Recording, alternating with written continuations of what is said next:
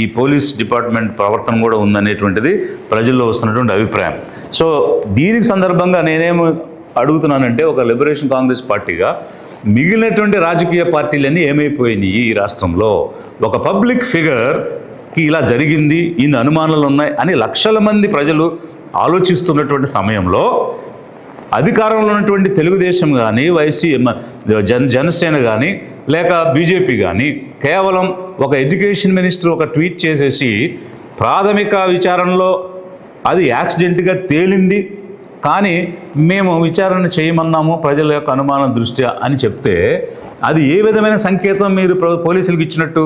అంటే ప్రాథమికంగా యాక్సిడెంట్ అని మేము డిసైడ్ చేసాము, అయినా మీరు అడుగుతున్నారు కాబట్టి విచారణ ఇన్వెస్టిగేట్ చేయమని చెప్తున్నాము అని అంటే, మంత్రి గారు చెప్పిన దాన్ని మేము నిర్ధారణ చేయాలి కదా అన్న మెసేజ్ పోలీసులు తీసుకుని ఇది యాక్సిడెంట్ అని చెప్పారా?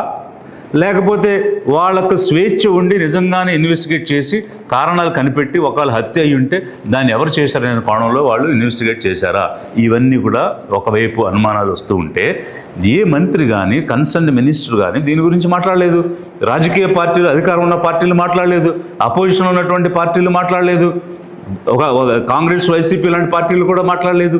అంటే పేదల యొక్క ఓట్లు అయితే కావాలి, మీకు అధికారంలోకి రావడానికి వాళ్ళకి లేనిపోని మాయ మాటలని చెప్పి ఇది చేస్తాం అది చేస్తామని ఇబ్బడి మొబ్బడిగా హామీలు ఇచ్చేసి ఒక్క హామీ కూడా సంవత్సరం అవుతున్నా నెరవేర్చకుండా వాళ్ళ ఓట్లు వేయించుకుని వాళ్ళ సీట్లు గెలుచుకుని మీరు అధికారంలో కూర్చోవడానికి ఈ పేదలు మాత్రం కావాలి, పేదల ఓట్లు మాత్రం కావాలి, కానీ వాళ్ళ మనోభావాలు కానీ, వాళ్ళ బాధలు కానీ, వాళ్ళ అనుమానాలు కానీ తీర్చే బాధ్యత మాత్రం ఈ ప్రభుత్వానికి లేదు.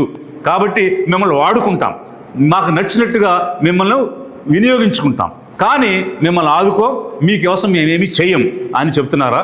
గమనించండి ప్రజలారా, పేదలారా, ఆలోచించండి.